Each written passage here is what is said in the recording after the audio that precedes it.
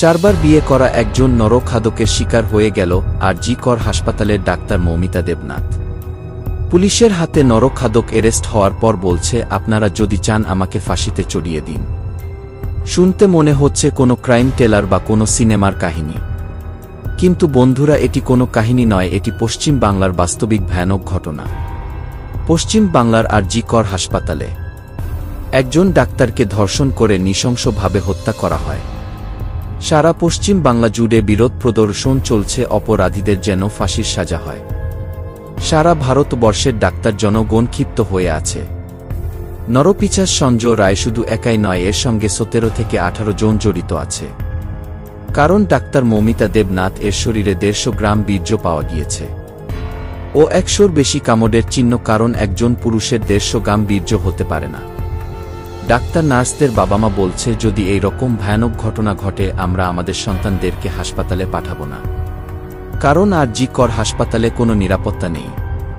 Police অপরাধীকে গ্রেফতার করেছে, অপরাধী তার সমস্ত অপরাধ স্বীকার করে নিয়েছে। কিন্তু এই রকম জঘন্যতম কাজ একজন মানুষ কি করে করতে পারে?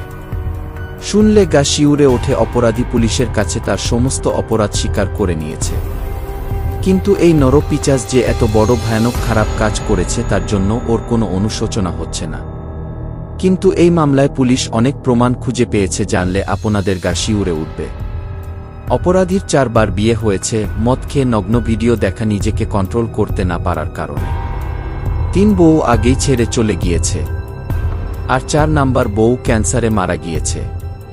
পুলিশ যখন তদন্ত করার জন্য অপরাধীর বাড়ি যায় তখন অপরাধী নেশাতেই ছিল। মোবাইল যখন চেক করে নগ্ন ভিডিওতে ভরা, তদন্তে পুলিশ আরও অনেক কিছু জানতে পেরেছে। অপরাধী নিজেকে পুলিশ বলে পরিচয় দিত, নকল পুলিশ হয়ে হাসপাতালে গরিব অসহায় রোগীদের বেড দেওয়ার নাম করে তাদের কাছ থেকে টাকা তুলত। অপরাধী সঞ্জয় রায় কলকাতা পুলিশের সঙ্গে সিভিক ভলেন্টিয়ার কাজ করত। সিভিক ভলেন্টিয়ারকে পুলিশের সঙ্গে কন্ট্রাক্ট করার জন্য রাখা হতো। অপরাধী 2019-এ সিভিক ভলেন্টিয়ারে জয়েন্ট করে। পরে পুলিশ ওয়েলফেয়ার সেলফ-এ শিফট হয়ে যায় আর.জি. কর মেডিকেল হাসপাতালে। অপরাধীর পুলিশের ও হাসপাতালের সমস্ত দপ্তরের সঙ্গে ভালো জানাশোনা হয়ে যায়। সঞ্জয় রায় আর.জি. কর হাসপাতালে নরখাদকের পরিচয় দেয়। পুলিশের তদন্তে সামনে এসেছে 8ই আগস্ট রাত 11টায় মদ খাওয়ার জন্য হাসপাতালের সাইডে যায়।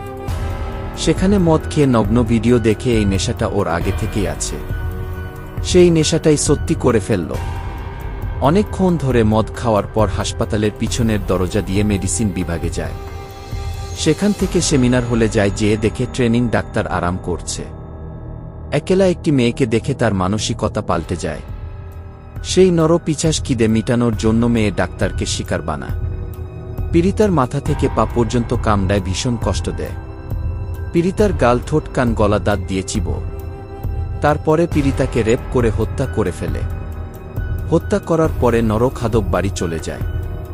হাসপাতালের সিসিটিভি ফুটেজে দেখা গিয়েছে অপরাধী ভোর 4টে সেমিনার হলে ঢোকে আর ভোর 4:45-এ বেরিয়ে যায়। এই ঘটনাতে পুরো দেশ জুড়ে শোকের ছায়া। সিবিআই এর কঠোরতম তদন্ত চালাচ্ছে, খুব তাড়াতাড়ি ন্যায় বিচার পাবে।